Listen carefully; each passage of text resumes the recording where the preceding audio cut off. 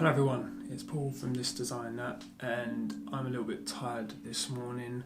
It's because I'm going on a trip tomorrow and I've been waking up at 4:30 every single morning for the last few weeks to try and adjust my body clock to the time zone I'm going to be in, which is in Taiwan, so it's like 7 or 8 hours in front. Last trip I went on last year, I had really bad jet lag when I was in Hong Kong, and it kind of ruined like the first 4 or 5 days. Didn't really get much done at all. I was only in Hong Kong for like 8 days, so it was really annoying. So this time my partner has basically forced me to be getting up at 4:30 every single morning to try and get my body clock a little bit closer to the time zone we're going to be in. So yeah, it's a little bit of an early start. I'm a little bit tired, but I really want to get this video done before I leave because this is going to be my camera bag for my next trip. Okay, so we did one last year when we went on our trip, and this year I'm kind of going on a similar trip. I'm going to Asia, and it's going to be for about a month, and I'm going to Taiwan, Vietnam and Singapore again. And I want to just show you what's in my camera bag. I've got a few additions from what I took last year, and just to give you an update on how exactly all of it is holding up. So let's start on the right here. This is just a Chinese knockoff of a carbon fibre tripod. I think I paid 80 to 90 pounds for it. It's actually holding up really well. It's got no signs of any of the parts breaking at the moment. Some of these twist joints, they are a little bit kind of creaky and gritty, but that's because I've taken this on the beach and all over the place really, and so just little bits have kind of got in these twisty joints here, and it's just a little bit. You can just hear the kind of the sand grating, but apart from that, this is a really good tripod. It's really light and it's really compact. It actually extends pretty high. I mean, me, I'm like 6'4". I need a pretty tall tripod. This actually does a pretty good job, especially when you combine it with this, because obviously this is waist level, so you kind of look down at it anyway, and it's kind of like the perfect height really. And it does actually do a pretty good job at stabilizing even something like something like this. So when I've got like my Panasonic G85, which is the digital camera I'm taking, which I'm filming on now, on here, I don't have any problems with this whatsoever. So let's go to some of the lenses that I'm taking as well for the Panasonic G85, which you can't see, but I'm recording on it now. So I've got the Panasonic. This is is it the Sumilux? Yeah, this is the Sumilux. This is the 25 f1.4, which is really nice. To be honest with you, I'm actually thinking of selling this, and it's because for stuff like video, I've got the kit lens on here, and most of the time it's on 12mm, and 25mm on the camera, especially in this room, I haven't really got a lot of space. It's a bit too tight of a crop, so I'm thinking of probably selling this and getting the 15mm f1.7 to use with the YouTube videos, and I think it would also just be nicer to have something a little bit wider. I'm a bit annoyed I didn't really think about it too much, and I didn't sell this and buy the 15mm before my trip. So, and then I've also got I've got the Olympus. This is the 60mm macro, the f2.8. This is an amazingly sharp lens. I don't really use it that much anymore, and I don't think I'm really going to be using it that much on the trip, to be honest with you, especially for stuff like video. So this might be something that I sell as well. Maybe I'll pick up a different lens. Now, moving on to kind of the star of the show, this is the Mamiya RZ67 Pro. This year I've got another addition to it. I'm slowly building my lens catalogue here. What I've got is the 65mm f4. I've obviously, last year I picked up the 110 2.8, which is a really nice lens. Of the very few samples that I got back from the last trip and that I've scanned, they come out really nice. So I'm really looking forward to shooting again on this.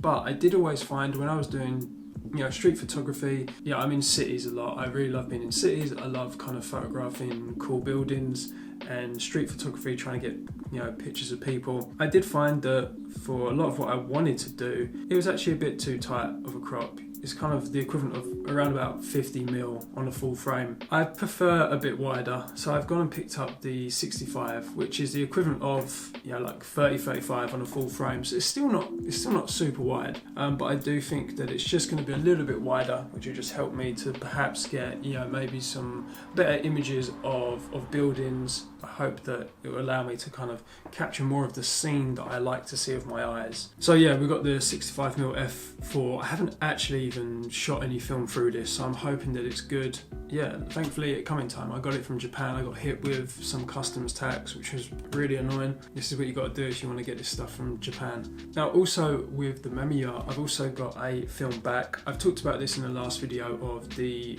top 3 accessories for the Mamiya. I found it so useful when I was on my last trip, being able to switch between black and white and colour, or even different ISO of film. It's just really handy to have a film back. If I had maybe more money, I'd probably buy like 3 or 4 film backs.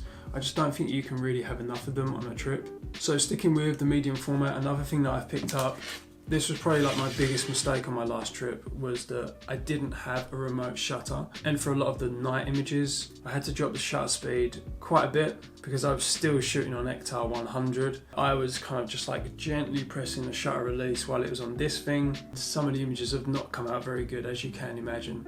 So this year I've got shutter release. It's like 1 meter in length, and it should hopefully solve a lot of the problems. So again, that was what I mentioned in my accessory videos. A shutter release is incredibly important. I'm sticking with the film that I know and that I've shot with, and that is Ektar 100 and Portra. I think last year I actually had Portra, is it 100 or 200? I'm not too sure. This year I've gone up to 400. I think it will help when I'm doing the night shots. I think Ektar 100, I have got some good shots out of it at night time, but I think just a 400 is just going to help me to keep the shutter speeds up. So I've got 5 rolls each of that. I've still got quite a few left over from the last trip as well. And then I've got some Ilford black and white. I've got some 400 because all I had last trip was the Delta 100. And again, shooting at night time at 100, it's a little bit difficult. So I've got the 400 just so I can shoot at night time as well, but I've got loads of Ilford Delta 100s, which are really, really nice. Sticking with the film as well, I'm also taking my dad's OM2N. Honestly, I was kind of wondering whether to take this again or not. Most of the images that I got out of this were absolutely terrible last trip. I do not know why. I've shot with it before and I've got really, really nice images. I'm not sure if you can see in the video, no you can't, but there's some shots up there that come out really, really nice. I'm really surprised that the images come out really bad. They were even worse than the Mamiya. So hopefully, maybe I'll have better luck this time. I've just got the standard 50mm f1.8, which is actually a really nice lens. Maybe I'll have a bit more luck this time. Something that I forgot to mention as well is that thankfully the Sekor Z lenses, they have the same filter size, and I've got a circular polarizer 77mm, so that'd be good when I'm shooting daytimes. I think it's going to be pretty cloudy in Taipei. We've been looking at the weather and it's like just rain, so maybe I won't need it that much. I've also got a step down ring just in case I want to put the polarizer on my digital lenses, and I've got a neutral density filter as well for shooting in the daytime on the digital camera.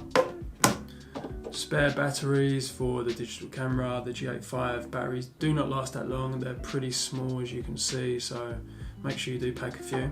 We've got the Sekor, the L308S. This is just really easy to use, nice and accurate, simple, light meter. Can't really go wrong with it. It works, it does a good job. I didn't have too many problems. While my images didn't come out amazing, most of them were actually properly exposed, just a lot of them were just really blurry. I think it's maybe the shutter speeds, maybe it's just a bit too wobbly on the tripod. But now another addition to the camera bag. I'm really excited about using this because this is my first one that I've owned. I picked it up yesterday, and this is the new GoPro. So we've got the Hero 7, this is the black. I've been playing around with it today and yesterday, and I really love it. I'll do a review on it when I get back.